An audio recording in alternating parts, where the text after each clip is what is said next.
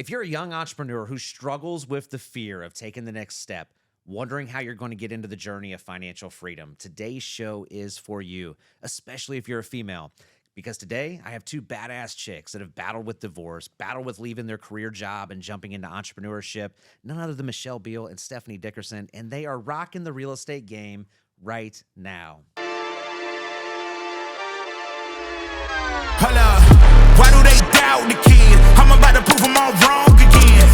I got a low tolerance, cause they don't even know what the problem is. It's me. You waiting on the boy to fail, then hold your breath and face your death. Cause you play a roulette with each step I progress, no less. Go ahead and place your bets, cause we know where we at, we know we top tier. Cause all the hate that you bring, we know it stops here. I'm taking off like a rocketeer, ain't stopping here. It's strange how they cannot see the future, but see profit here. Wait up. So Michelle, Stephanie, you guys are here in the Maxed Out studio. What's up? You guys good? Yes. Yeah, Thanks for having us. Yes, it's super cool in here. I'm glad you didn't wear your red shirts with your name tags that you asked me about. You guys were going to come in here matching like twins, man. We talked I love about swag.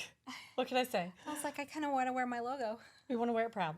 Yeah, well, that's good. So you're here today. Look, we've known each other for, several years now. Not like on a personal level, but Right. I remember met Michelle through coming to one of our little weekend boot camps that we used to do for real estate, and then ultimately met you through Michelle, and Right. we go from there. But you guys have a unique story, and I think that your story is super inspiring for, yes, entrepreneurs, but really the females, like the females that are out there that are battling with the fear, right? And the fear of maybe leaving a marriage, the fear of leaving their W-2 job and jumping into entrepreneurship, whether that be real estate or a business or anything else. But I think that, relationship-wise tends to hold a lot of people back. And for you guys listening to your story, I think that's kind of where your guys' journey started, right? Like you, Michelle, you were in dentistry and the medical field for quite some time, right? Yep, I was in it for 20 years. 20 Well, years? total. Well, dentistry for 16, healthcare total for 20. Yeah. So you told me an interesting story. One of your jobs was holding people's butts, right? That's one of your stories, right? You said I used to Yeah. spread cheeks for a living. Yeah, that was like my first medical job ever. And I went in for my interview and I'm walking around the office and she's like, hey, do you have a problem holding butt cheeks? And I'm like, is this for real? And I'm like, I don't know. I don't do it on a regular basis, so I guess not. So if you had to estimate, how many butt cheeks have you spread in the course of your medical field? Oh, well, I only worked there for a year. Became too much. There's too many stories. I would say if I average, we'll just say 150 a month 150 a month? for a year. Man, So, that's like, you're almost 1,800 averaging, that's like almost like 11 a day. Is that right? 10 and a half, 10.75. Like there's 365 days in a year, 150. Yeah, that's a lot. That's a lot of. That's a lot of different things to see. Yeah. So you would consider yourself a professional with I would butts. say I'm a professional butt cheek holder, yes. Well, I'm glad that you jumped into real estate because I don't know that job seems so glamorous as we sit here and talk about it now. No, it was funny because I went from that to the other side, which is, doing dentistry. So Yeah. it was a shift doing that anyways. Yeah. And Stephanie, your past is law enforcement. You're a police officer for what, 15 years? Yes.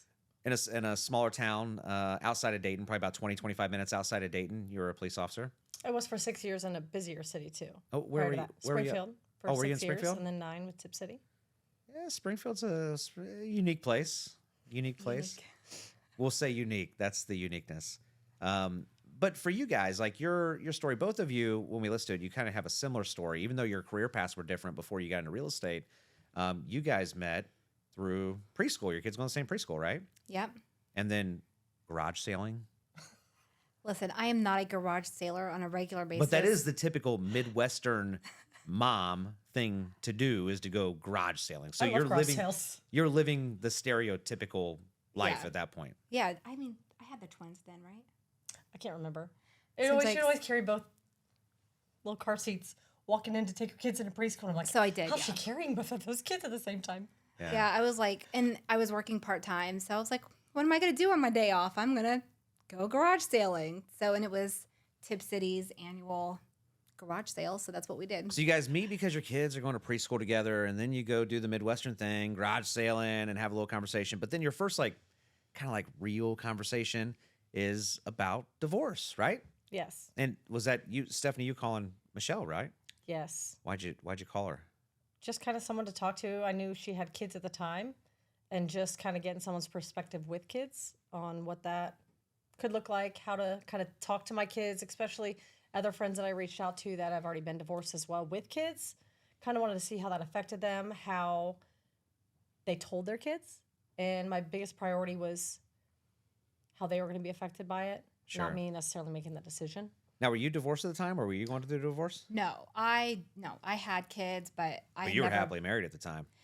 I don't know if happily is the right word, but I was married at the time. Yeah. And so I think, just from seeing each other, she just wanted to talk to me and reach out to me and, Yeah. just have a friend to talk to. And another woman with kids, yeah. even though she hadn't been through it with kids, just someone with kids to understand that dynamic. Yeah. Now, at that point, so you're still working in the police department. You're unfortunately on the verge of divorce.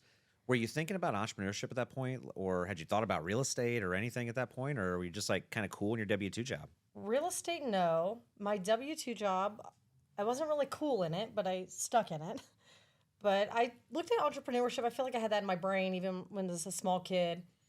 One, I would put friendship bracelets. I made friendship bracelets with my friend, and I put them on a display board, and then we walked door to That's door so cute. and selling these bracelets. And now that I see the labor versus what I made, it was no good. Yeah. But I would go around knocking door to door and selling my friendship bracelets with my friend. And so that was one. And then I would go out on a rainy day and I could smell worms. And when I saw the worms on the ground, then I started collecting them, putting them in dirt, and sending them to the bait shop and getting paid 5 cents a worm from the bait shop. Yeah. So you smelled worms when it rained. Yes. Yeah. Well, my senses were a little bit different because I grew up in the projects in Sherlock Court. My mom told me that smell you smelled on a rainy day was the smell of poor people's communities and their neighborhoods. So I always grew up thinking that smell I smelled was because I lived poor, and I realized today that's not the truth. No. I should have been selling worms. I Is know. what I'm saying. You could be making money. 5 cents a worm to me at 10 or 11 years old was a lot of money. What'd you do with the money though? I really don't know. I mean, Put at in the the piggy time, bank. probably. At the time, I wasn't into really big clothes at that time. Like, oh, I want to buy this from Abercrombie, but I don't really know what I did with the money. Just if I wanted to go to Taco Bell, probably at the time. Taco Bell. Yes. I mean, back then you could get stuff for cents. I mean, you Right. get, like And cheap burritos and tacos. Especially when and- I had, a bucket of 50 worms. I don't know. It's Yeah. not very much, but that kind of stemmed. I always kind of feel like I had that in my head to Yeah. find ways to make money or provide for myself.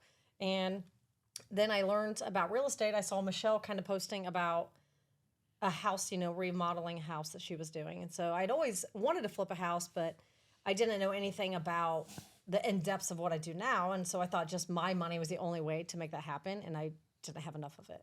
So I was kind of pushed back and really hindered my ability to do that flip that I wanted to do. And when I saw her posting on social media about her flips, and I said, well, gosh, I wish I had the money to do that. And she's like, well, I'm not using my money. And I'm like, tell me more. So that's how I learned about hard money, private money, and it changed the game. Yeah. Now, at that time when you were talking, and you ended up getting divorced around that time frame? I got divorced in August of 2019. Yeah. I made the decision in April, and I still hadn't had real estate on my mind per se. Sure. But I believe even when she was doing that, I think I was already divorced when I saw her posting about Yeah. that. But I really was able to take it to the next level once I learned that it wasn't just what my little 50,000 HELOC was going to be able to get me. And so I started diving deep Yeah. into it. Now, you at the time, like you started real estate when you were married, right? Like, Yes. Just pretty, I mean, I don't know. Like, so how long had you been doing real estate before you guys met? Maybe about a year. So I actually started doing real estate because I wanted to get divorced. And so I was working. Hold on, let's stop. You're like, hey, I'm going to go do real estate because I want to get divorced. Yes. What was your thought process? Like, why was that the connection for your divorce? Well, I was working in dentistry, and I loved dentistry, and I loved my job, but I was working part-time, and I thought, there's no way for me to get divorced and be able to provide for myself on this type of income. Yeah. And I felt financially stuck, and I'm like, I have to do something. So I started getting on Google, looking up ways pretty much that I could make money without having to go clock in somewhere at 7 a.m. every day. Yeah. I think that's such a unique I don't think it's unique. That's not the word I'm looking for. I think it's when it comes to females and entrepreneurship and real estate that have battled with relationships, I think that's the one thing I always hear from them. And I get a lot of single moms that reach out to me on DMs on social media and like, hey, I'm just trying to find a way to pay my bills, or I'm going through a divorce, or it's like a common theme of why females get into entrepreneurship. And I'm not saying that's the only reason. Like, there's plenty of reasons. And there are wonderful entrepreneurs that are married and always got married. But I hear from a lot of females that that's one of their biggest fears, right? They stay in relationships for way too long because of the fear of the financial piece of it. Absolutely. And most of them don't know how to get out of that. Most of them stay in a relationship because they're like, well, I can't afford this on my own, or I can't XXX. But you found that and you're like, man, I'm going to use this as my kind of like my motivation, right? Like, I'm going to use this as my motivation to be able to get out of this marriage. Yep. So I started trying to find ways to make money. Real estate was like the number one thing that came up for me. And I thought, well, I know nothing about real estate, but I'm like, I can learn. So I joined a women's only like mentorship training, and that's how I started. So I joined there. I got some basic knowledge, and it took me about 2 months to get my first deal. And then I told my now ex-husband that once I start making money, I was going to divorce him. And so then I did. Why'd you preemptively give him the information? Like, because I wanted him to know. you're not a very good strategist, are you? No. I still think he would say to this day he didn't expect it, but I let him know, like, this is going to happen. Yeah. I want this. I plan on leaving. And so I got a couple deals, some mistakes under my belt, and then the following year is when I filed for divorce. My wife's been telling me about how much money she's been making lately. Do you think there's like a hidden sign there? Or? No, You never know. I doubt it. I doubt it. I don't know. We'll see. No, but So let's talk about the He first can't deal. say he was blindsided. Let's put it that way. No, you told him. Yeah, You yeah. gave him a heads up. Right. no, I told him, I was like, I just want you to know that once I close my first deal and I'm actually making some money and I understand how to do this, I am leaving. So he knew. Do you think that made the divorce a little bit easier between the two of you, or no? No, No? no. It was very difficult. There's also something I want to talk to you guys about. And Miles, roll that clip. Oh, God, I feel a little nervous. Welcome to Dating and Dayton, Part 6, I think, Men, online dating advice for the fellas. Ladies, please put your responses in if you can relate. So we've been sending messages or putting in messages on what we get on a regular basis from people out there. So right back to it. Yeah, and I know we're not the only ones. Beeping hot. I want you so bad I can taste you. Yummy. Cringe. Reach out, beautiful. Let's chat. It'll be fun. You are incredibly sexy and have a great smile. I bet you can be a little handful. Rah, rah, rah. Laugh out loud, sending some smiles today. D. Damn, that smile, though. Did the sun just come out, or is it just your smile that brightened my day? Girl, you remind me of garlic. Hot. All right, so that clip right there, you guys went through a period where you were like trying to give dating advice. Oh, Don't think that I was going to forget about this. Did you watch Did it? we? Uh, Dating Yeah. and Dating and Dayton. Dayton. I told you that I watch everything. I watch what everybody's doing, even if I don't like it or I don't comment on. What I think was the your? only thing I did, I posted that was, no, we did post it on the page. You What was guys that? were going through your dating life, I forgot about and it. some of it was like the online dating, right? There was a lot of messages that people would send to us. Why'd you guys stop doing that? I found it comical. Well, we kind of got off dating sites, and so that's kind of why some of that's. We could keep going on and on about it. It was so but we fun, didn't have though. the fresh messages that were coming in because we got off, right? Because I was seeing somebody at the time, so I got off of there, and then she's seeing somebody now, so that's. But a lot of people. Did you meet them on dating sites? Yes. Yes. But a lot of people seem to really like that. Like every time they talk to us and run into us, they talk about our dating videos. Yeah. And we thought we had fun with it, but then hearing other people had fun with it too, we're like, oh, great. It I was found it really comical. It was really just about. I mean, some of it really. Most of it did. Actually, all of it happened. All of it happened. All of it happened. But we tried to make it, more humorous than anything, because some of it you're just like, this really happens, and anybody else in online dating can relate. I assure you. Yeah. So what was the biggest challenge dating at? Because you guys are you guys aren't 18-year-old females. Right. Are we? You're also not old females, but there's a difference in being 18, 19, 20 dating than already being through a relationship and through divorce and Completely then dating different. with kids. So what was the biggest challenge when you guys kind of like, started this online dating thing? Like, what did you find the biggest challenge was? Oh my gosh. I would say things that were acceptable to me in my 20s before having kids are like give me the ick now. And I'm like, why would I have ever settled for that? But, I think the biggest challenge is people putting in effort to get to know you. Yeah. Like, I think there was an expectation they could just say, hey, and you that's would it. have a conversation with them. And they would That doesn't work? No. Oh my God. I'd be so horrible at dating if I Or what had up? a date now at 42 years old. Oh, yeah. Or sup. I've Well, got that a few they'll times. just disappear too. I mean, it's just there's no effort, and there's so many other people that the other lady next will just probably acknowledge, hey, and that's it. I mean, that's probably the biggest I think it's- frustrations with online dating. And I think it's also realizing you have to get through all the bad profiles to find good ones. And there's a lot more bad ones than good ones. What was the best pickup line somebody used on you on the online dating?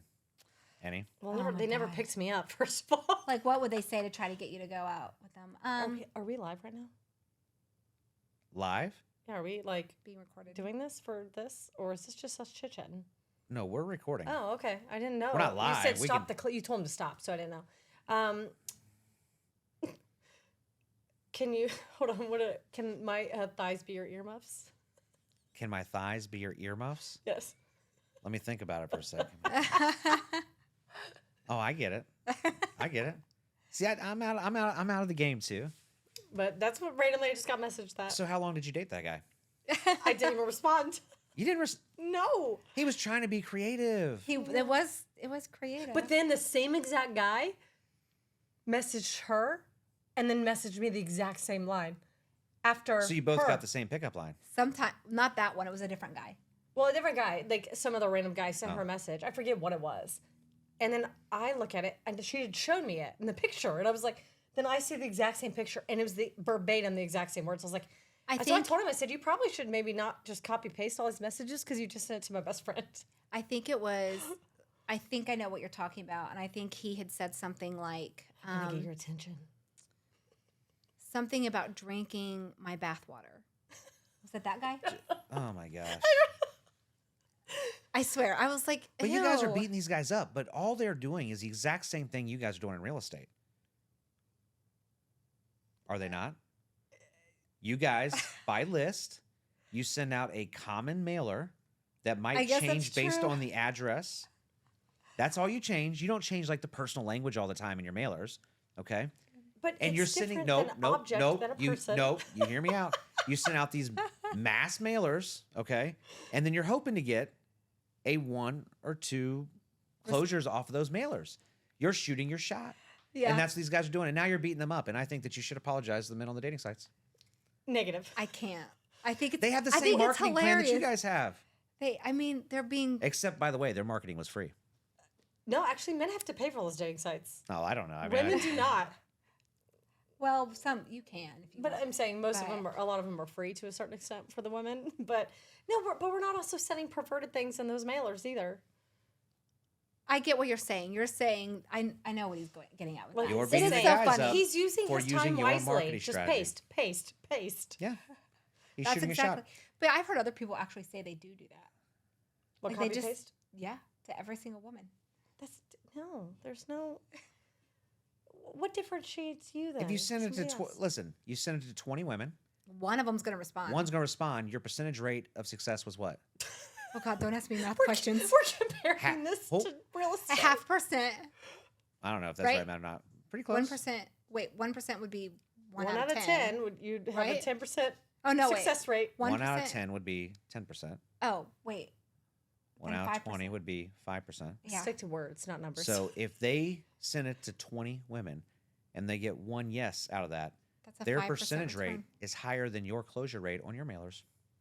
well, I'm glad So you could maybe- turn this into They a are very different perspective. ambitious. Maybe they Maybe could I have should ask taught you them if guys they- something about marketing. Maybe I should ask them if they want a job. You should. You should. But you put them in a box as perverted males, and you know what? I think you offended them. I mean, I think I had this one guy. He What is the symbol they use? Like, there's some of them that are married, but they're open in their marriage. What is it called? It's like, Swingers? no, there's like they put like letters on their profile, so you know that that's what they are. Oh, I know what you're talking about. I don't remember what Where it's they're called. like open to like dating somebody as them as the couple. Yeah. Like putting you into with them. Yeah, he was messaging me saying it's okay because my wife knows, and I'm like, I'm not okay with that, and he goes, just give me one chance, and I'm like, I'm not okay with that, but he was really persistent, so I should probably go back and try to find him and see if he's looking for a job because might he be a didn't good take employee. no for an answer. He might be a good employee. You never know. So your first deal, let's talk about it. What was it? It was a sub 2. All right, stop. There's a lot of people that are going to watch this that don't know what a subject to deal is, or Okay. what some might call, because they created the new fashy term, novations, right? So Right, like a lot of people don't know what that is. So subject to, like, how'd you get into the deal? So I had a realtor friend, and she reached out to me, and she was like, hey, this guy that goes to my church, they have a house, and they need to sell it. Like, he's been paying the mortgage on it, but they don't live there. He's been divorced for a while, but it's kind of a mess. And I was like, this sounds perfect. Yeah. Like, I mean, from everything I'm understanding, this is exactly what I need. So I went and met with him, and I was like, hey, I mean, it was tight on numbers, and I thought, how can I make this work? And I said, the only way I think that this would work for me is that if I don't have to get, even if it's like private money to borrow this or pay for this, I just, take over your loan. And he was like, okay, that's fine. Like, he just wanted out of it so bad, and it was a mess that he continued to pay. Well, he actually continued to pay the mortgage, and I paid him his payments for the mortgage. Yeah. And that's really the base of a subject to, right? Yeah. Is like, we're going to buy this subject to taking over your existing mortgage. Yes. And those terms are set up. And that can be a really successful real estate strategy if you find somebody that's what their need is, right? Exactly. I've done it countless times. And it's always the same person, like, man, like the house isn't really worth enough to sell to make a profit or pay off the mortgage, but I can't afford to keep making this mortgage payment, or it's putting a real detriment into my monthly expenses. Those are the perfect people where you're like, I'll just take over the mortgage, right? Right. And then at the end of this thing, you can either flip it, or you can keep it and pay them off with a balloon payment, or you can, wholesale. I mean, you can wholesale a subject to deal too also, right? So there's all kinds of ways to exit out of it, but it's a creative strategy that allows both sides to win when maybe only one side would have won at the beginning, right? Yeah. So you ended up doing that. So what'd you do with that house? Did you flip it? I flipped it. He didn't wind up getting any extra money. Like, it was pretty much just to pay off his loan because, I mean, I put about $35,000 into it, and Yeah. I made, well, it doesn't sound like, I mean, it was a lot, but it was like 25 that I wound up making on it. But it just turned out really perfect. I mean, it took a few months, but just to get him, like, my first deal's a sub 2, and he agreed to it. It was really cool. So $25,000 on your first deal. Yep. Were you hooked at that point? Oh my gosh, I was like, what am I doing going to my W-2 job every day? Yeah. I love this, but I did continue to work, and I did this kind of more on the side part-time. Sure. So you guys ended up coming together talking about the divorce, but at what point did you guys decide, like, man, there's some really good synergy here between the two of us? Well, I think when I was going, her story is a little different with, I think she went into real estate specifically to get out, like find a way to get out of her divorce. Mine wasn't quite that way. I was still scared to pull the trigger just because you don't want to make a wrong decision. But then also, yes, it is a very different income household at that point when it just goes to one person. But of course there was fears in that, and I ended up still pulling the trigger, but I wasn't so much of a financial scarcity mindset of why I was not wanting to do it. So I didn't get into real estate to be able to do that, but I've always loved to make things pretty. Like, I refinish furniture from, drab to fab, and then I, love to, I have Airbnbs that I decorate. I love decorating. So it just kind of fit into, I love to make things pretty, turning something in that needs a lot of work, making it pretty. And we started doing it alongside each other, kind of doing our own thing. We're both direct mailing, marketing separately. And, I finally got my first property direct mail. We ended up getting one that we were driving for dollars. We were kind of hunting the same house, and we didn't know it, but she had more contact with them than I had. And then we decided to do that one together. And we lost some money on that deal, but we still made money. And we learned to get out when we did. We're like, I think we need to get out now, which we did. But that was our first one together. And then we just said, hey, she learned about a program, certification about helping seniors. and specializing in the senior living aspect. So we joined and forced that, and then we just kind of collaborated or pushed everything together. We're like, why are we doing everything separate? Like, let's just do it all together. I think she had different strengths than I did. And so, like, when we did that one first deal that she was talking about that we were both kind of hunting together, it kind of highlighted her strengths and then my strengths. And we're like, wow, we kind of collaborate really well together. And so that's when I reached out to her about the senior living thing. And so we started building that together. Yeah. And so about a year and a half in, I was building that alongside my 12-hour work days as a police officer to kind of build that to be able to feel comfortable to walk away from that job. Yeah.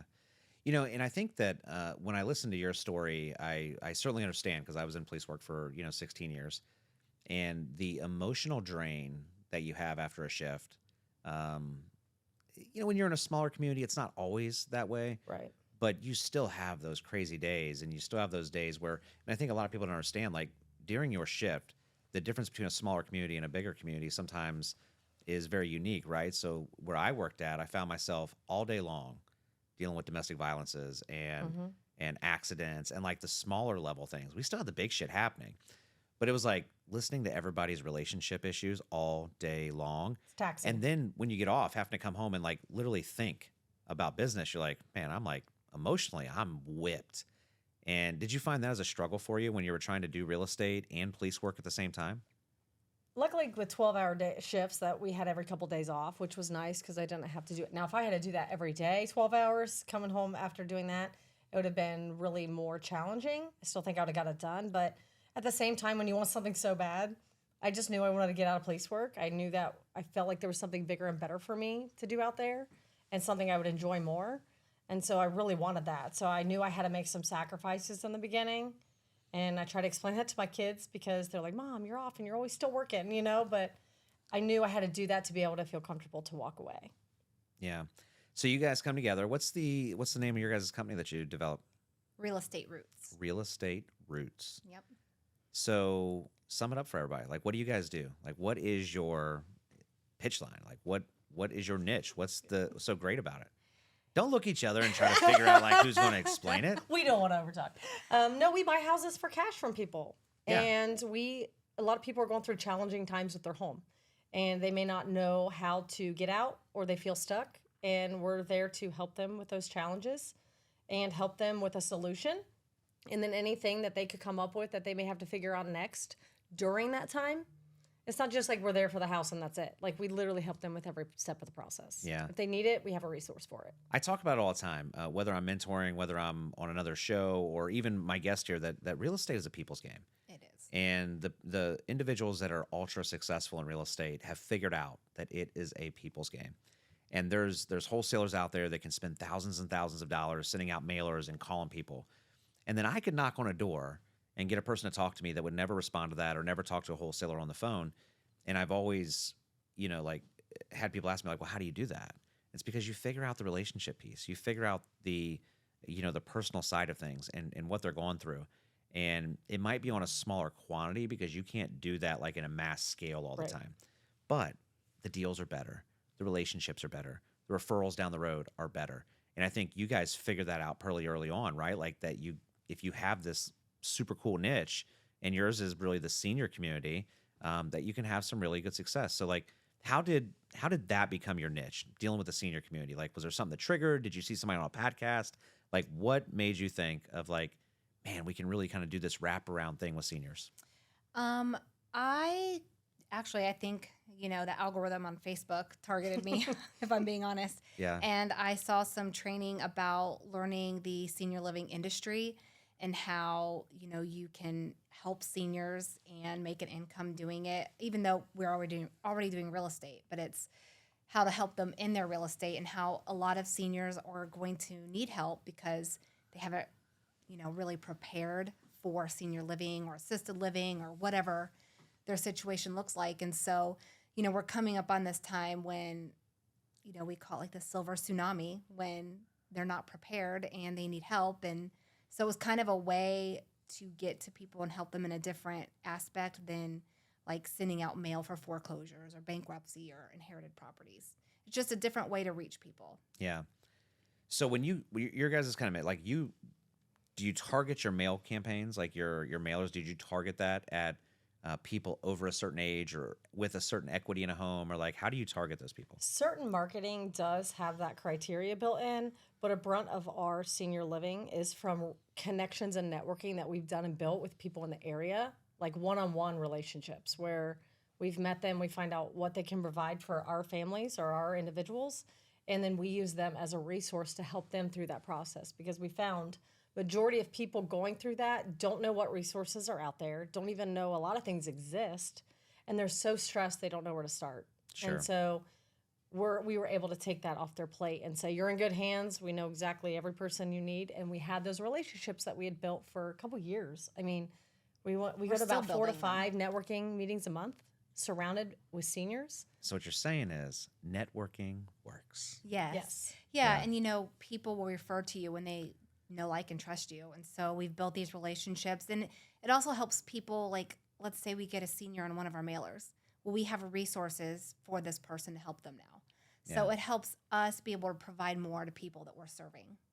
Here's a big question, and this is kind of one of my secrets in business. And I don't even know if you guys know, but we one of my largest businesses is developmental disabilities and mental health group homes.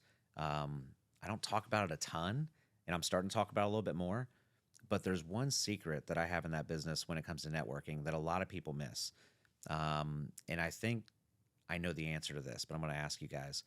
Let's say you target mailers to seniors, and you have a senior that calls you, and their house ain't going to work. Like, you're like, nah, that isn't. We're not going to be able to make any money off that. Do you say no, and do you move on? No. What's your plan when that happens? When you're like, I'm not going to be able to make any money off this. We refer them, or we have different areas and avenues that we help them. So if we can't make any money on it, we still provide resources to them, and we still help them in every single way that we can with those resources. And sometimes we're not going to make money on it, so we try to list it, or there's just other ways that we try to help them. Yeah. We try to meet them where they're at. What's best for them, not always what It's best for I mean, us. it's always great to buy a house, but if that's truly not what they feel is best for them, and that's the option they want to go with, because they want to take the time to clean it out, they want to take the time to do repairs, whatever that may look like, we try to support them where they're at, and then we just got to pivot at that point. If they do want to list it, okay, great. I'm a licensed agent. I can list it for you. Yeah. Then we have that avenue as well. So we didn't talk about that like during kind of like our pre-questioning before the podcast, because I wanted that question to be like raw when I asked it to you. And I was hoping that you'd give me that answer, because I think that's one thing that a lot of people miss in business is there's going to be times like when you're targeting a certain niche that you might not be able to make any money off of it. It might not be what you're looking for.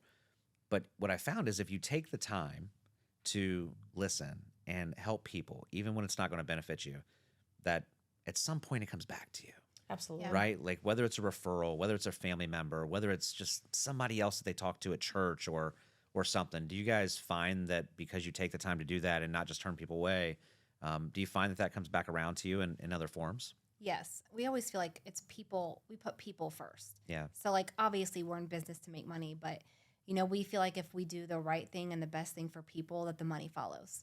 And so we do feel like if we're doing the best thing that we can for somebody, that it does circle back around. And, maybe that circling back around is someone raves about us to a family member that needs help, or they leave us a really great review because we helped them even when we knew that we wouldn't have any money in the deal. Yeah. And part of your guys' networking strategy, I see it on your social media because I follow both of you. You guys go into assisted living facilities and you talk to seniors that are already there, right? Yep. So here's the question. It's the obvious one. They're already in assisted living, which tells me that most of the time they don't have assets for you to purchase, like a house. Why do you do that? Majority of the time, there are folks that are already taking care of that piece of their puzzle, right? They've already handled it. Some have not. Some just say, nope, I'm not worrying about my house right now, because they don't need to sell it. A lot of times, 95% of the people have to sell to be able to afford to go to senior living. Yeah. And if they don't, that's one of the very few, then they may have it to deal with later to handle. But we also have relationships with individuals of those senior living communities where we do presentations. We've done them with downsizing and things like that, where they may know somebody who needs this service Yeah. or that may help or anything. And it's just also providing awareness that there are other options that exist that can help create less stress for them that they may not have known about. And I think it's also getting in front of the referral source. Like, honestly, it's where we want to be there so we're seen, not only for the seniors, but the people that work at the assisted living facility. Sure. Because then they see us, they know that we're doing this and that we can help. So whenever they encounter somebody that needs help, they know that we're there for them. Yeah, a lot of people don't understand the assisted living piece of it, or in my business kind of crosses that a little bit because we deal with Medicaid. Yeah. And they don't, when somebody's going to go to assisted living, there's two options. You either pay out of pocket, Right. which is anywhere from $13,000 to $20,000 a month, depending on the facility that you're at, as a rough number, or you get Medicaid. And if they're going to get Medicaid, there's like a $2,000 requirement that's what their bank account has to be below, and like there's a little bit of flex here and there. But if they sell their home, once they've already signed up, like in this nursing home and sent things off to Medicaid, like that's not their money. Like Right. Medicaid can absolutely take that money to pay the first part of the bills. Like you have to get rid of assets if you're going to get Medicaid. So I think for what you guys have done in this niche piece of it is getting in front of seniors before they get to the assisted living is the key, right? Yes. Right. Because otherwise, once they're already in there and they're in that process, Medicaid's going to take that stuff, or they're going to make them dispose of those assets. So early planning, and I think what you guys said is right, like getting to that referral source so that they know there's somebody like you out there. So when some family member picks up and says, hey, my dad's going to have to come to assisted living at some point, I want to start the conversation. It's like, before you do that, like, why don't you talk to my girls? And I think that's the other thing is a lot of people don't understand that in assisted living facilities, there is a liaison for Medicaid that helps everybody through the processes. And I won't say exactly all the things that they kind of do that they probably shouldn't do, but a lot of liaisons that I know are like, hey, here's the off the record information I'm going to give you that you should do for your family member to make sure that we don't have any issue getting them into assisted living. And some of that would be, here's our resources. Here's like our girls you should talk to, right? Or even if somebody's in assisted living already, they might have brothers and sisters and family members that aren't there yet that come visit them, and then they just remember your name. But I don't see anybody in our area that is doing what you guys do, like in that niche. I'm sure there is. Yeah. And I know that like I target that population also with my leads, but I'm not advertising it. I don't think you guys do enough. Really? I don't think you guys do enough. I think you need to just blow that shit up. And like everybody needs to know what Michelle and Stephanie do. Yeah, we are definitely working on that. We, we do love helping that industry for sure, but we also are helping other people, but we definitely specialize with helping seniors. So, maybe you're right. Maybe we need to do more. Like I started taking my dog into senior living facilities, like as a pet therapy dog. And I'm like, this will be kind of fun. I'm like, then they'll remember me coming in here too. But It's different. just different way ways. to get in front of them and just see that we're here and that it's not always just about the house, right? Yeah. And we very take pride on specializing and understanding Medicaid guidelines and laws. like you do, because I'm sure. that can very quickly affect somebody who's on Medicaid if they don't take care of their assets correctly. Now, how often do you find when you're dealing with a senior, and this is, because where I've made a lot of money with probate stuff. Right. Okay. And I have probate attorneys in each pocket and on speed dial, and it's like same kind of way. Although I've never advertised it, like I will deal with people and I'm like, they're dealing with a messy probate where there wasn't a will left, or a lot of people don't understand when somebody passes away, even if they had a will in place, if you don't have the original will, it doesn't matter. It still has to go and get an estate opened up in probate. Right. And a lot of people don't understand how probate court works. So I feel very confident that I can help people through the probate process. But one of the biggest things that you deal with seniors sometimes, or if a family has a family member that's passed away, is Medicare and Medicaid liens get placed on houses. And those are, a lot of people, it can be scary, like, oh, there's a $50,000 Medicare lien. And a lot of people don't know how to understand that. So how important has having like probate attorneys and like developing your network of people that understand every situation you might have to go through, how important is that for you guys to have in your business? It's crucial. It's crucial. We have our attorneys on speed dial. So if there is a situation where we're not familiar with, or we learn something on every single situation in house, but if we're not sure how to handle it, we call up our attorney, say, hey, this is our scenario with our family that we have. You know, what do we need to guide them on? Where, of course, we tell them we're not an attorney, but at least we know how to make sure we're handling it appropriately. Because the last thing we want somebody to do is do something wrong, and then now they're kicked off Medicaid and they can't get benefits or care they need, and then we're the problem and the reason that happened. So we want to make sure we're educated and have the knowledge to make sure that stuff doesn't happen. All right, so let's talk about your typical deal. Typical deal, you get you send out mailers to certain lists that you've either bought or you've targeted. What, just kind of high level, what do you think the average cost per deal that you close is? $2,000. All right, so for every deal that you close, it costs you about $2,000 in marketing. Yes. Or time Minimum. spent that you guys have. And what's the average profit on a deal that you guys close? Between like wholesale and flips. Yeah. About Total? 20,000 as an average, 20 to 25. And you guys are doing a couple deals a month now. On average. Just Really? depends. It goes in waves. As Yeah. you're sure I know with you going through the same process, it'll have its ups and downs. You know, sometimes you're like, oh, we just got 5 this week, and then next month we might get 1. So, but it equals out. All right, so before you started marketing, like before you did any mailers, before you bought any list, like how scared were you to spend money on marketing? Petrified. I still sometimes to this day, I'm like, Michelle, we can't spend that much. Well, and I'm like, okay, we have to look at the data. Like, don't be afraid to spend because we have to look at what the data tells us that we can spend to get a deal. Yeah. So I'm like doing the back end kind of stuff. Like, yes, we can do this. Yes, we can spend this. This is proof that we can do it. And seeing the KPIs now that we weren't really tracking Oh, in the beginning. there's the word, KPIs. Key performance indicators. For I those who don't know. Everybody use it. In That's case- like the in cool case somebody word, knows. KPIs. But until we actually saw that and saw the breakdown of it Yeah. and what it cost per deal, like we had no clue. To track, really. You know, so to me, we were kind of slipping in that aspect in the beginning because you're learning. You're just like, hey, I'm just trying to get a house at this point. Sure. And then let alone to keep a track of something like that, you know. And But in the very beginning of us working together, we pretty much only worked off referrals. And like we would send a little bit of mail here and there, but it was never consistent. It was just, oh, I mailed a list this month. And she'd be like, oh, I mailed a list this month. And that was it, you know. And Yeah. so, you know, we only got deals through referrals. So once we started getting more consistent with our marketing process, that's when things started getting more consistent for us. I think that's a fear for a lot of people, especially young entrepreneurs. Yeah. Is, you know, look, and mine was so long ago when I started spending a lot of money that I can't remember the feeling. That's just an honest piece of it. So I don't even know like what the first big amount was that I spent on like marketing because I think we spent $1,000 it's been so many years. for the month. That was 1,000 our for the very month, right? first, like, when we were doing it individually, we're like, we have $1,000 we're going to give. And but that's the feeling of a lot of people, right? Yeah. No, And it's scary. especially That some of feels a lot. the younger entrepreneurs that I mentor, it's always like, well, I don't have the money to spend on this. I'm like, well, you got to figure out a way, right? Like, because if you're not doing marketing, if you're not spending money on, you mentioned it earlier, like having mentors and going to, you know, different seminars or conferences or whatever it is, like you have to spend money on personal development.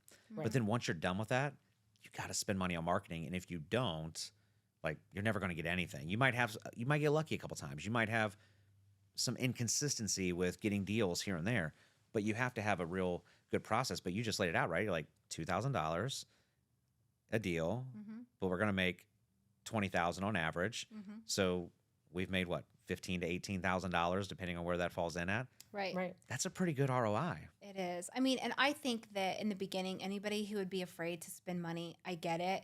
You don't, I think to get your first deal, you don't have to spend money. Right. You can spend your time. So I feel like it's your time or it's your money, And right? we did that in the very beginning. So you can go get courthouse data. You can go through the list. You can skip trace it yourself. You can go door knocking. You can pick up the phone and call. And all those things are relatively free. But that's your time involved. But then you get to a point when you're like, well, I don't have time for that. So now what am I going to do? Well, I'm going to spend money on marketing. I'm going to spend money to educate myself. I'm going to invest in myself so you can learn and grow as you're moving forward in your, you know, entrepreneurship. So once you're away from your W-2 job of police work and in real estate, It was scarier than hell. yeah, It was so scary to make that final decision. but you've been out of police work. How long have you been out of police work now? June 2023. Yeah, so My last time on the books. almost a couple years, a year and a half or so. Right. How do you feel now? Like, still scary about it? Are you still cool with it? Like, what? There's still some challenges of when it doesn't stay, you know, constantly 100% consistent all the time, where it kind of goes in those waves. That gets a little uneasy, but I also am the type of, I always say when people say, I have no money. You can go grocery shop for people. You can walk their dogs. You get stuff off the curb and sell it. You can buy some at a garage sale and flip it. There's always ways to make money, Right. So I don't ever fear that like I'm not going to be taken care of because I know I'll make sure my kids are taken care of no matter what. But it does still, I'm glad I made that decision. It's the best decision I've ever made. I'm happy. I don't worry about getting shot every day when I go to work. And my kids don't have to worry about me all the time like that. It's a different level of stress being your own boss and you're being an entrepreneur compared to working for someone else and only working when you're there and you get to shut it off when you leave. Yeah. I think the scariest part with entrepreneurship is being the net. And like, there's nobody there to catch you if you fall. You only can rely on yourself and each other, really. Yeah. I mean, And as you get bigger, like people are like, as you create more wealth and you get bigger in real estate and do more stuff. And I was kind of sharing this with you guys earlier about that podcast I was listening to, but I was listening to Lil Yachty talk about his monthly expenses, and he was like 60, 70,000 a month. And as I started figuring it up in my head, what my expenses were, like, what's my nut every single month? I'm anywhere from 150 to 200,000 a month that like that I'm responsible for with bills and payroll and expenses. And I have, tons of employees that rely on me to make sure their payroll is done. That's the scariest part about entrepreneurship. And, making sure that you can pay everything and that your bills are paid and that your mortgage is taken care of, that your kids are fed, that their school's paid for, they have new shoes, they have new clothes, or, whatever it is. And once you understand how to deal with those fears, things tend to get a little bit easier. But for you guys, I think your story to me is a little more unique because not only were you dealing with divorce, which is scary in itself, you're dealing with both of you leaving your W-2 jobs, right? Which is like, now you're on your own. Now you got to figure out how to do it. And you're jumping into a profession that you knew not shit about, that you hadn't done for. Like, you didn't come from families of real estate investors. Like, so you guys have like the trifecta, dealing with everything that is like really scary. Yeah. And if you were talking to like other women that are maybe thinking about the same thing or dealing with one or two of those things, and especially divorce, I think that's a hard one for women. Like, what's the advice that you would give to them? I would say that, well, you're talking about dealing with all those things at once. I remember the month that the dental office I worked for he sold the practice, and they fired everyone, but only rehired, I think it was like a little over half of the staff. And I was one of the ones that didn't get rehired. So I was like, oh my God, like I was blindsided. I was terrified because even though it was part-time, I knew it was coming. I felt like I knew that it was coming. And so then I had just filed for divorce and I just bought a house to move into. So I was terrified. And I would say my biggest piece of advice is you have to just find the strength to put that behind you and get a plan together and figure out how you're going to move forward. And don't be afraid to do things that seem scary. Yeah. For me, I would say divorce and leaving the W-2, the hardest thing was actually to make that decision out loud and actually say you're doing it to that person. That was the hardest part, I think. Not actually doing it. To tell the person. Just to tell them, like, whether I'm quitting, like, I just got to make the decision to do it. Like, Yeah. And as soon as I mentally made the decision, said, I'm doing this, I want a divorce, or, hey, I'm quitting my W-2, I'm leaving, I put in my 2-week notice, like, 50 pounds went off my shoulders. I think that was the scariest part, was to make the decision. And then once I came to the level that says I'm making that decision, like, it was so much easier at that point. But I think finding what you want to do and finding that strength, like she said, to just dive in. We did both mentorships to learn about real estate. We didn't just talk to everybody we know and just ask a million questions and try to find the answer. Like, we paid for education, just like any other education, to learn the ins and outs of real estate and what it is that it entails, and grew from that, just like we went to school. We graduated, that's how we like to put it. And then using that and just not finding excuses to go do it, and just go do it. And you will fail forward. You might screw it up. I remember our first deal we wholesaled. We were scared to death. I mean, we never did it before. So the unknown is scary, right? You're uncomfortable. You're like, I have no clue what I feel like I'm doing. But luckily I know we've reached out to you several times on like, hey, what do we do for this? Or we got this scenario. you know, having those other people that are like-minded that are willing to help you and just guide you or give you a kind of a different perspective, I think helped us as well. But once we got that first one done, we're like, oh, we can do this. It wasn't as scary as we thought. I think also having support, like having people in your corner to help support you and motivate you and push you really goes a long way. Because if you don't have people in your corner or the crabs.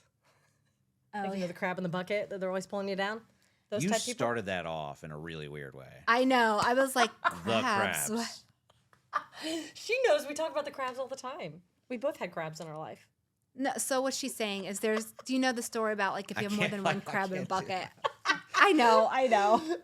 But All right, let's hear the crab story. The crab in the bucket. You both have had crabs. If Let's you hear the put crab crabs story. in a bucket, they're going to try to climb out. Okay. And then when one's trying to climb out, another crab's pulling them back down. So you're going to have those negative naysayers who pull you down when they're say, You understand that's going to be a viral clip, right? that's completely Yes. okay you with telling it. the entire world you both had crabs.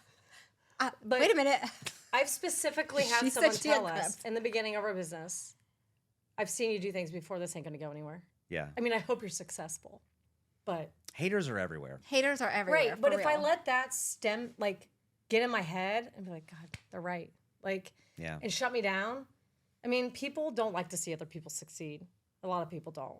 The people who are like-minded do, but it's the ones that maybe usually aren't happy with themselves that find themselves putting others down and trying to kick your idea to the curb or say, that's a silly idea. Like, why would you do that?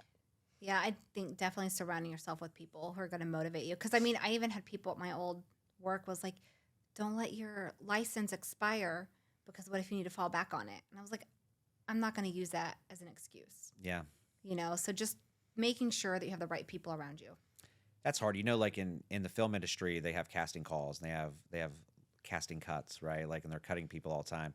And I think in my life, that's one of the things that I've had to do is like I've had to make those cuts quite often and regularly. And you have to always evaluate that circles around you because you're right. In society, most people don't want to see others be successful. And it's hard to find those really just genuine people that want to see you have success and like are excited for you to have success. And that's usually people that have also had success themselves or people that are striving for the same thing, right? And it's tough sometimes because people can mask themselves very easy to try to get into your life. But you got to be quick to cut, you know? You have to be very conservative about allowing people into your circle, but you have to be very quick to get them the fuck out. Absolutely. So for you guys, though, when you're dealing with a deal, let's go kind of back to your deals. Like your couple deals a month, how do you determine whether you're going to flip a property or if you're going to wholesale? Like, do you have a formula? Do you have a magic spreadsheet that you use? Like, how do you make that decision? Sorry, go ahead. I think it really for us just depends on the area, how much work the house needs, you know, certain I guess age of the house can play a factor in it too. Like, does all the plumbing need redone? Does all the electric need redone? You know, we actually have this house that has corn cobs and newspaper as insulation. And we're like, we don't know if we want to flip this one. So, like, I think it just kind of depends. And we just go by house basis. Or, you know, if it is a little bit tighter of a deal, we're like, we know we probably can't wholesale this. Let's just flip it. Yeah. Or if it's going to be something that we know that we could close on and make double if we do like a quick turnaround, we do it. I think it just case It really by boils case. down to the exit strategy too. We look at the different exit strategies. Okay, what if we wholesale it? What would we get? If we do rehab it and flip it, what does that all entail and the depths of that? And is it a full rehab going to take 4 to 6 months? And what are we going to net? If we end up netting still 20, and then we could have wholesaled it and made 15 and not have to deal with the stress of 6 months of that, more likely we would have probably just said, let's wholesale it. You know, it just depends on those factors as well. The full rehabs, sometimes we just feel it doesn't add up in the end to take on that much risk and liability for the profit in the end. If it just is almost as much profit as we can wholesaling it. Yeah. Because everybody can get something done differently for a different cost. They may do the work themselves. We've learned that really quickly. Like, everybody can buy something at a different price. Sure. So for you, along with being a real estate agent and your guys' company together, you also have dove into Airbnbs, right? Yes. Now, are you buying Airbnbs? Are you doing arbitrage? I'm doing arbitrage. Now, a lot of people out there, they might not understand what arbitrage is. So give me the quick summary. What's So, Airbnb arbitrage? I look for landlords or houses for rent, and then I approach the landlord and let them know what I would like to do with the property, which I like to sublease it out to corporate housing, short-term rentals. And then if they are okay with that, then I sublease it out as an Airbnb. So for you're doing the short-term marketing for the short-term side of things. So you get this landlord, he's like, well, I want $750 a month in rent. And you're like, cool, I'll sign a master lease. It's good, $750 a month. And then you go market it and do short-term rentals in it, which is the arbitrage piece of it. And anything over that It's profit. is what you make, Correct. right? So it's kind of a cool deal. And that's one way to get into real estate without a lot of money also. And I wanted something that would cash flow quickly rather than finding a house, which I still could do, taking the time to buy it, rehab it, and it takes 4 to 6 months for me to start getting that profit running. Rather than this, I can sign a lease today. I can literally have it furnished within less than 2 weeks, and I can have it up and running. Yeah. And it's Yeah, mostly all in autopilot for the most part. It's a cool way to do real estate. My niece does it and she's killing it now. Like almost she makes a second income off of it. That's very, most of them is my properties. Like I think she's taking advantage of me. And hey, if you have any that are coming open, I got a bunch in West Dayton. I mean, maybe somewhere else, but I mean, I just think it's a great way to, I kind of call it my passive income a little bit just because I am managing it, but it's only if someone messages me, I may send a message back, or if there's a problem. Other than that, everything's automated. Like my cleaners getting alerted is automated. My messages going out to my customers are automated. Checkout instructions, check-in instructions, everything is automated. Sure. So, and then I might have to go pick up something to restock, but that's it. I Yeah. mean, so it's very little management of it. So I just that's just a free, like a flowing income that I just don't really touch or mess with. Now I know you've had a passion to have rentals and things like that, but you had a little bit of a stumbling block at the beginning, right? And you weren't able to really buy properties in your name or hold properties. Why was that? Because of the divorce. And there was, some stipulations during the process that I was not allowed to buy assets. And they consider real estate an asset and not income. So it kind of trickled down to I just wasn't going to buy anything and keep it in my name. And also, not to get into divorce, but anything I would have bought, even going through divorce, married, he would have been able to have equity in. So I didn't want that. So I just wholesaled. So that was good. But now you're ready to rock some rentals, though, right? Yes, I would really love to buy apartment buildings. Are you guys planning on buying them together? Like, what's your guys' plan as a partnership? So we are trying to get our single family home stuff on systems and processes and getting people hired in place to let that free flow, because wearing every hat just long term isn't ideal. We can't do everything ourselves. And then once that's kind of getting that in those people in place, in position, then we would like to go into multifamily investing and 40 plus doors, get into that aspect as well. So I have this kind of set up to not be autopilot, because we're still going to be working on it, but other people in place to help us run that rather than just us. Sure. You guys touched on it a little bit earlier. I think you mentioned when you were watching Michelle on social media and you'd reached out to her, she's like, well, I'm not using my money. And we kind of touched on the hard money and the private money. So what have you guys found? Like, what would you, one, a lot of people might not understand hard money. So what's the difference between hard money and private money? Well, private money is like, I have a friend, for example, that has $150,000 that wants to loan me. So I just reach out to them and say, hey, I have this property. You'll still be on the note, but it's just somebody that like a person. Hard money can still be, I guess it could still be a person, but it's normally a company. You pay a percentage down and they do appraisals typically. It's just a little bit more paperwork. And guidelines and stipulations, and they want more money down. They want appraisals done. Like she says, they have different fees involved, maybe a lot of upfront cost. Private money is more relationships that we've already built, I think, typically. I mean, we have lenders that only want to work with us. Sure. So it's kind of nice. Yeah, I think, what I've found with private money and hard money, private money, you have more flexibility with negotiations on what you're going to pay somebody back. Correct. Like I have some private money lenders at times that they're like, just give me my money back, because we've done so much together and they've made a lot of money off deals that we've done. Hard money lenders are usually going to be higher interest and higher points, right? Like typical hard money lender is going to be around 12%, 4 points. Like that's pretty average with a lot of people. Now, as you get more experience, you can negotiate those down because people want your business. But the difference with this, and instead of going to a bank, And what I found is like hard money allows people to get into deals a little bit quicker and a little bit easier because they're looking at the actual property, the actual deal. Yeah, they want to run your credit and they want to make sure the property fits that, but it's just easier to get into that. And, you know, from a private money and hard money standpoint, how would you guys suggest that young investors find hard money lenders and private money lenders? Private money lenders, we always say, people are petrified to ask, like someone who, hey, I know Uncle Bob makes a lot of money, but I'm scared to ask him. So we've always been taught to just ask if they know someone who would be interested in maybe making a double-digit return on their investment. And if you're just getting into real estate, I think going to real estate networking events Huge. is huge because you get to surround yourself with people that are also learning and doing it. And it can say, oh, yeah, this person's a private lender or they do hard money. And so you can contact them, you know, yourself and ask them. And asking other agents who work with investors or asking other investors, I mean, sometimes they may say, well, if you know anybody else who's looking to do this same type thing, let me know.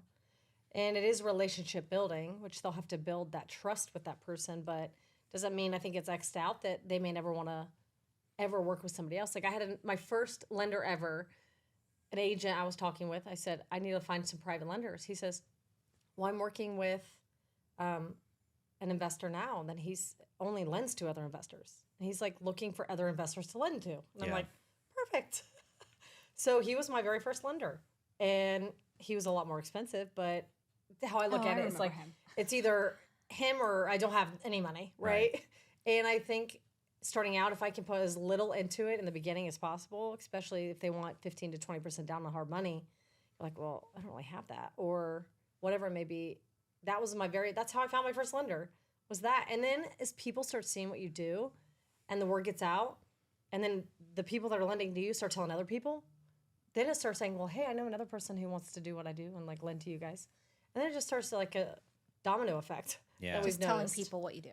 Just talking about That's it. one of the most important things you can do. Talk about what you do. Make sure everybody knows what you do.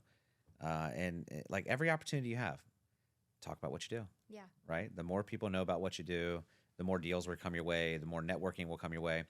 And you have to really make yourself interesting. Like if you're the most interesting person in the room, people want to talk to you, right? So when people talk to me, it's like, what do you do? Well, I don't say I'm a real estate investor. I have creative stories that they have no idea what I'm talking about. And that makes them want to talk more, right? Like that makes them want to dig a little bit more. Posting on your social media, like that's, I mean, if you're a young investor, young entrepreneur, like you have to be on social media right now if you want to have like scalable success, because that's where everybody's turning to for a lot of their information. That's how we've gotten deals. Lots of deals come through social media. I was so mad at her in the beginning. She got like 2 or 3 deals just by posting on Facebook or in groups like, hey, anybody have a fixed rate what they want to sell? And I would get so mad because I'm like, every time I do that, it doesn't work. Yeah. Yeah. And then, but even just, I think you're saying, even just posting on your own social media, hey, this is what I'm doing, or letting people, I mean, and I think even if it's your first deal, just act like this is what you do. Yeah. Just tell, this is what I do, you know? The cool part about entrepreneurship is nobody has to know your backstory. Right. The only story they know is the story that you tell them. Yeah. Right? And you create this image of what you want people to see. And that's what everybody does on social media. Sometimes it's what pisses me off about influencers, because I have people out there that are rocking education on social media. I'm like, the dude's bought one house. How's he teaching real estate? But he's created a vision of himself, a story of himself that everybody sees. Like nobody's going to know your backstory unless they've already been in your life. Right. You know? Now, let's talk about you guys specifically. Like you're both kick-ass females, but there's challenges that come along with being a female in entrepreneurship and real estate specifically. So what would you say the biggest challenges for you guys being females in the real estate / entrepreneurship game? Like what's been your biggest challenges as female that you guys have dealt with? Personally, I feel like it's being a female dealing with male contractors. Honestly, doing like, especially when I first started, because I truly knew nothing about real estate. And so it left me very open to be taken advantage of because I didn't know. They could have been telling me anything and I've been like, okay. Like I had no idea. Luckily that didn't happen. But I feel like a lot of times some men feel like they can say whatever now we have experience, but they can say whatever, you know, they could pull one over on you because you're a woman. Yeah. Or, I mean, we were just talking earlier how I went to look at tile, and I wasn't approached. The guy that I was with was approached. So I'm like, I feel like sometimes they still go to men to talk business. And I think another challenge that we face as moms, we've talked about this a million times, is that our kids don't quite understand that even though we're home, maybe we have an office that we go to now too, but if we are home or we still have to do something and they just happen to be off school and they're with us, we're like, yeah, well, we can just go drop this paperwork off. You know, they don't understand that we're working. Sure. And they can't wrap their head around it of understanding. Like, they'll still interrupt us. If we're on the phone taking a call from a seller because they called us back at 8 o'clock at night, where they're coming in and interrupt us, and we're like, wait, I told you this call was important. This is a business call. They don't get it. So that's challenge is just a mom and being an entrepreneur, where necessarily it's not always just cut off at a certain time. And them to understand that this is me working. You know, you may be used to me going in, clocking in, and you're at a babysitter all day, or you're not. It's not even possible for you to interrupt me because you're not here in front of me. So they don't understand that boundary, I think, sometimes. So I think that can be challenging. Yeah. We have to teach our kids, and it takes them a while. Some quicker than others, but kids are like usually the hardest one to like understand. I've been blessed, like all three of my kids understand like my life, my entrepreneurship, because that's pretty much what they've dealt with most of their life. But kids are always the harder ones, right? Like they don't get it, because when they're in school or they're around their friends' families, that's what they see. Clock in, clock out, work for somebody else, go to college, get a degree, go out and get a W-2 job. Like that's what our kids see in society. So as parents, it's always our job to like teach them that there's another route, there's another option. Like you don't have to be forced into a box by society. And I think that's what's really cool about having kids is like, it's like little pieces of clay, right? Like forming them into what you want them to be. And I can tell you that there's not going to be anything more that these kids appreciate than having two powerful women in their lives that have figured out entrepreneurship. Like that is something like so cool. And I'm the opposite of a lot of guys. And I would agree that there's a lot of guys that don't give women respect in the business field. I love seeing powerful women doing cool shit. Like my wife's CEO of one of our companies, like kind of turns me on. I ain't gonna lie. Yeah. Like I like it, you know, like, and it's really cool to see females who have not been afraid, who have not allowed men to kick them out of an industry. Yeah. Or, you know, like I love when I'm in like a conference and I see some guys that like, it's always the same thing. You go to conferences, everybody ends up at a cocktail hour, and then you see the guys, the first thing they want to do is like they want to hit on a female and try to talk about how cool they are in business, right? Like that's just how it goes. And when you have a powerful woman that like starts talking around them and starts putting them in their place and humbles them, but they don't really know as much shit as they thought they knew when they came up talking that. Like to me, that's like comedy. Like I love watching. Yeah, they're that. just like, oh. If I can make a reality show about anything, it would be like the dudes that get humbled when they, you know, when they think that females don't have the, you know, the ability to talk with them. Like it's super cool. So you guys should be proud of what you're doing, and your kids will be too. I know. I think like I tell Stephanie and other people all the time, if anything, I want to be able to give my kids experiences that I never had, and I want them to know that it's because of the lifestyle that I'm building for them. And it's because of entrepreneurship that they're going to get these experiences and live this lifestyle that I never had, you know? So it's really exciting. It's stressful for them to see me working, but it's also exciting because like she said, I mean, there was one time I was on the phone with a seller and I told them they couldn't talk to me. So they weren't talking to me. They were waving like Rice Krispie treats in front of my face. And I'm like really trying to focus. And I'm like, I'm going to lose my shit. Like, I was like, you need to back up. I mean, I think I said other things, but, you know, I was like, you need to back up. But it's, you know, it really tests you and your focus. But it's still at the end of the day, like, for them they went to our office space, and they were like, this is your guys' office? I was like, yeah. I said, isn't it really cool? And they were like, oh, this is so cool. It's, you know, they're getting to see me progress with being an entrepreneur. And they're just so excited by it. And I didn't tell you this, but Evelyn, my 9-year-old, she goes, Mommy, I want to do what you do someday. And I was like, oh, really? That's so exciting. I can't wait for her to get to grow and learn and be a part of it. Yeah. But what's fun is that when they're driving around with you, they start noticing, Mom, the house has a lockbox on it. Or, Mom, that has overgrown weeds. They're like, They let's start drive picking down. up on those distressed properties too. They're like, let's It's kinda drive down this road. It's kind of like a fun game for them. Yeah. Yeah, my 18-year-old Addison, she's graduating this year.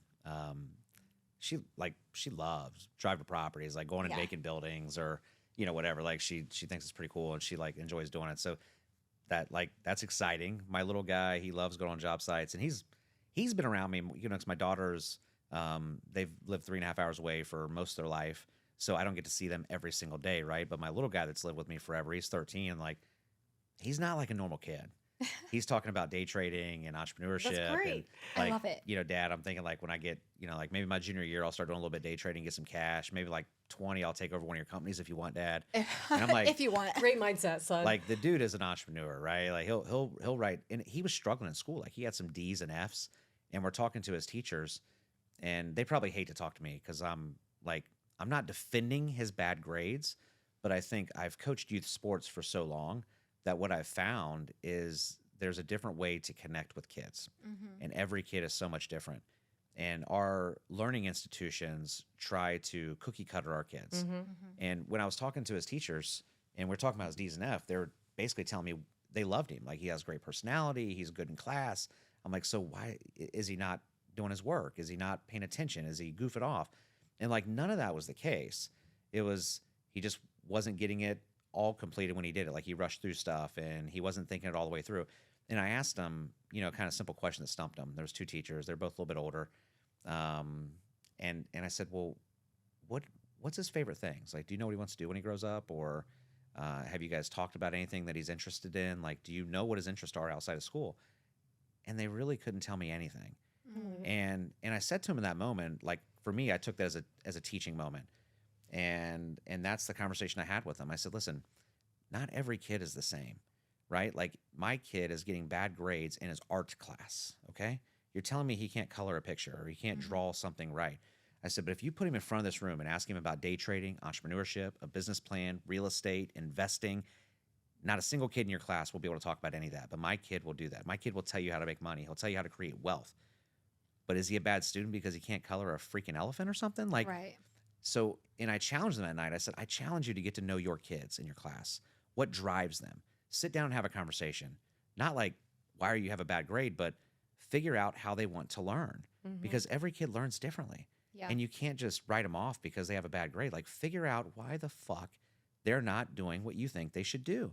And oftentimes it's different. It's no different in sports than in education. And I think for entrepreneurship, when we're dealing with adults, it's the same way. Yeah. If you have an employee or you have somebody that's just not performing, why are they not performing? What's going on with them? Maybe they hate their job. Maybe they don't like what they're doing.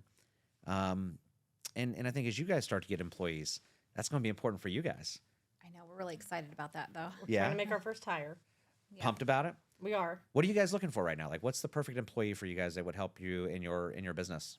We are looking for an acquisitions person. So really somebody that can help make our follow-up calls, take our inbound calls, and convert those people to a deal. And someone who's growth minded.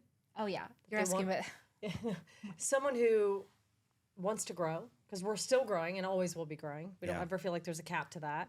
You know, someone who wants to grow as well, who's, you know, got that determination and that mindset that, especially not scared of sales, you know, someone who's, you know, we have tons of our core values that, you know, those are things like loyalty, dependable. My biggest thing is doing what you say you're going to do. I Yeah. feel like your word should mean something. And I explain this to my daughter all the time. I'm like, if you told somebody you're going to do it, don't just cancel because you don't want to go. You've already committed and said you'll go. Stick to your word, you know, like, because I think that gets you far because you don't want to be the person that's flaky and doesn't show up or do what you say they'll do. So we're looking for that strong person that can be just an asset to us and tie in with us. I mean, we like to have fun. We are goofy, bubbly personalities and very talkative. So somebody who can fit in with us and grow alongside us and just add that value to us as well so we can start shifting into other roles and then, again, hire more and then keep shifting. So goals, what's your guys' goals? Like what's your future plans in real estate? Like if we look out, like if we project out 5 years, where do you guys want to be at? What do you want to be doing? I definitely want the single family business to be running on autopilot. I want to be investing in multifamilies. And really, I want to have more quality time with my family. So I want to build a lifestyle that supports that. Yeah. And real estate, like she said, we've already have those goals for multifamily. Obviously, we want to increase our profit every year and every month, that we continue to grow and to continue to do bigger things. And just having that, eventually we want to work on the business rather than always constantly in it. You know, just Sure. being able to overlook it and be like, yes, this is where we need to improve, rather than you've been there. Stresses of every day, wearing every hat, doing every single role yourself. And it's just a lot to manage and take on. So we're looking to grow that. And there's tons of other business ideas that individually, you know, that we each have, as well as together. And we do want long-term rentals. We do want short-term rentals if we get them in the right areas. So there's a lot that we have going on in the future. That's ahead. Yeah. Well, I'm excited for you guys. And I watch I may not comment or like every post, but I watch and see everything that everybody's doing that has ever come into my life. And you guys are inspiring for women. You guys are inspiring for the real estate space, and I love watching your guys' journey. So post more so I can see more of it. Thank you. I but know We that's do one need to thing do that that. we've been trying to improve on, is like, we got to get back up on our social media game. You know? don't Yeah. underestimate the impact that you can have on lives, and especially younger women or women that are dealing with the same things like divorce and financial freedom things. And like, don't underestimate the impact that you can have on them by just them seeing something that you guys are doing. I agree. It's huge. It's huge. And I see it every day on my social media, people reaching out to me. And there's times where you might not get any return. You might not get anything back out of it. And you ask yourself, like, why am I posting all the time? Why am I doing this? And then you get that one DM from somebody that's like, man, I was having a rough day. You inspired me. I needed to hear that today.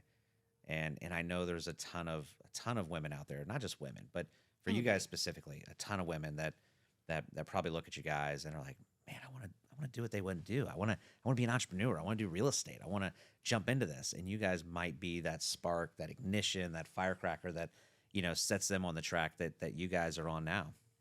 I think that, you know, I do feel like I want to empower women just in general with getting a divorce and becoming an entrepreneur. But also, I had posted on my Facebook about, you know, my mom's house and how that came to fruition. And I do feel like I did have a pretty like difficult childhood. And I feel like from posting that, I've had people reach out to me and, you know, they never knew that I went through that, or people have posted out or sent me private messages saying, you know, hey, thanks for sharing. I've experienced something like that too. So yes, I do want to empower women, but really anybody that has come from a childhood that's not ideal, that is feeling like, hey, I can't succeed, or I'm not good enough to be successful, or I'm not good enough to even just have a career or be somebody, I would challenge them to not think that way about themselves, that you don't have to be